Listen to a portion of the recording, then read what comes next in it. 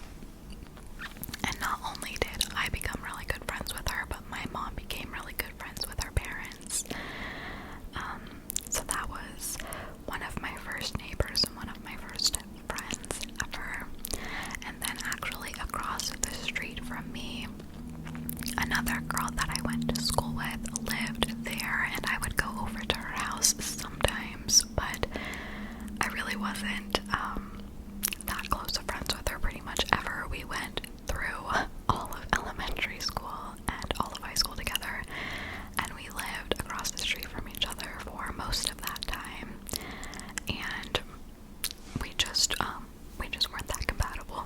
We just weren't that compatible.